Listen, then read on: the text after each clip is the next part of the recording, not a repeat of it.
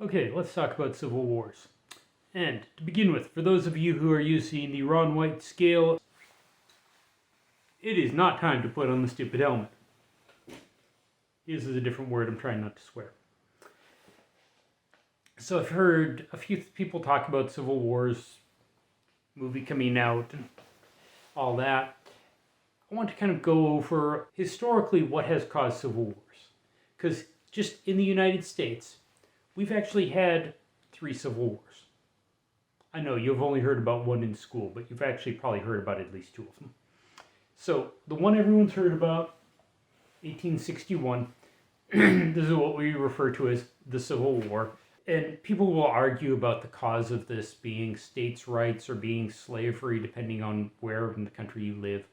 The reality is it sort of was both, but the underlying perspective was a group of states in the South thought they were going to permanently lose their ability to influence politics or influence the federal government. The Republican Party had just been formed.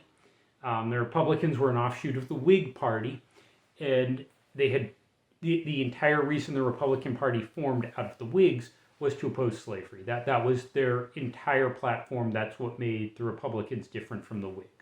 Democrats already existed at that point. So in 1860 presidential election, the anti-slavery Republican won. There was an assumption based on the rate that new slave states were being added versus new non-slave states that the slave states would permanently become kind of an underclass and never be in a position of influence and control in the federal government.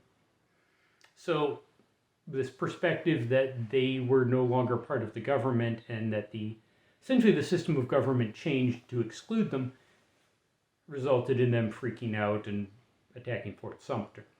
It was actually a really bad move on their part for many, many reasons, but we can talk about that more later. Now, if we back up to 1835, there's another civil war in the U.S., except what's now the U.S., and that is the war between Tejas and Mexico, the Civil War. At the time, Texas was a province of Mexico, and Santa Anna, the president of Mexico, had dissolved basically got rid of the entire government. He threw out the Mexican Constitution of 1824 or 25 and basically installed himself as dictator, which resulted in a lot of the Texians, they're called Texians, not Texans at the time, who had colonized Texas from the United States to kind of occupy that area that was basically Indian country at the time, mostly Apache and Comanche plus some other tribes. But anyways, they had come to Texas under that, assuming they'd be living under the Mexican Constitution of 1824. When that was completely ripped up and the government system completely changed out from under them, they rebelled and you had a civil war, which resulted in Texas independence from Mexico. If we back up a little more, 1775, this is what in history books you'll hear is the American Revolution. And a lot of history books teach this wrong. I grew up in Massachusetts. I've been to Lexington Green where the first shots were fired. I've been to the Old North Bridge in Concord where the militia was first ordered to fire on the regulars, the redcoats, the British. The reality was that yes, people were upset about taxation without representation, and that was a kind of the battle cry of the day. But when the Massachusetts Bay Colony was founded, its initial government was almost entirely done by local town meetings. So if you lived in Lexington or Woburn or Boston, your town would have a town meeting, and that's how most of your government decisions were made. Now, with some of the unrest, taxes were raised to pay for what the British government had spent on military salaries to protect the colonies in the French and Indian War, and that upset people, blah, blah, blah.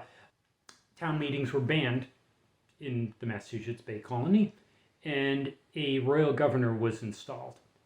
That was a complete change in the system of government in Massachusetts. And that resulted very quickly in, well, not very quickly, it took a few years, the Civil War starting with the American Revolution and ultimately the founding of the United States of America. So if we just kind of summarize, we have 1775, change in system of government. 1835, change in system of government. 1861, the belief that there was a change in system of government. In 1850, you have what's called the Nullification Crisis. Basically, Congress of the United States passed a new import tariff that was going to be fairly punishing to states that relied on a lot of goods coming in from Europe, like basically the South.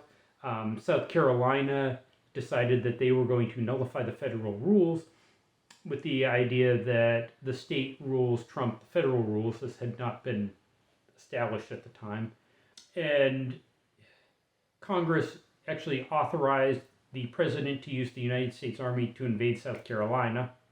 The vice president at the time, who was from South Carolina, was at the time like the vice president was the guy who came in second in the presidential election. It's not like now where you have the vice president and the president run together, so they're from the same party. The vice president at the time, though, actually stepped down to represent, so he could work as a lawyer to represent South Carolina in a challenge to the Supreme Court. And then before that invasion of South Carolina that Congress authorized could happen, Congress backed down and removed the tariff that was causing all the problems. So that gave the country a 11-year respite until the next Civil War. So that was kind of sort of related. It was definitely a matter of which government had authority, because it hadn't been well established, kind of the pecking order between federal laws and state laws at the time. But we've got, just to summarize, perceived change in the system of government, change in the system of government, change in the system of government. So every time that we've had a civil war in what's now the United States, it has been either a real or perceived change in the system of government. So how likely is it for us to have a civil war in the future? Honestly, it's probably pretty low, but I think there is a slight danger. And if you look back at the last presidential election, regardless of what you think about it, I don't want to get into like personal opinions on this. A not insignificant number of people in the United States believed that the election results were fake or rigged, or in some way that fraudulent. They had a belief that who they voted for didn't match what actually happened, which is how you had the whole January 6th riots, and a lot of people are still upset about that. Once again, I don't know what really happened. Maybe it was fraud, maybe it was not context of this video, but a lot of people believed it was. Now, I think if that happens again to a wider scale, to the point that a significant number of state governors or state legislatures believe that the results were fraudulent at the federal level, it could result in a civil war. Now, like if we look at the last example of a civil war, it wasn't individual people who were causing a civil war, it was entire states that were ceding and declaring independence. If you look at 1835, when Texas declared independence, they had a constitutional convention over in Washington on the Brazos to form a new government. It wasn't just like a few dudes with muskets at the Alamo. It was actually a widespread government forming that to oppose what was there. And then if we look at 1775, it was less widespread, but you still had individual towns getting involved. Like all of that first day in April, where it turned into a shooting war, you had organized town militias. Like this wasn't, every town had a militia, because if you didn't, your town was getting raided by Indians during the French and Indian War. all the men in the town were required to have a musket. They were required to go to the regular town militia training, things like that. So that was also kind of groups, not individuals. So I think if there was another civil war to happen in the United States, it would have to be a perceived change in the system of government, which would probably be widespread accusations of election fraud. That doesn't matter if it's true or not, and widespread enough to get the state governors and state legislatures to take action. So that's kind of what to watch for if you're really worried about this happening. Is it's going to be the belief that the government has changed fundamentally.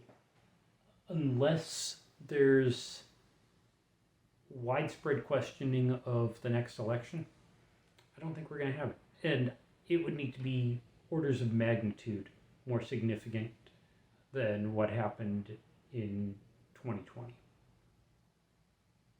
Okay, hope it was helpful. See y'all later.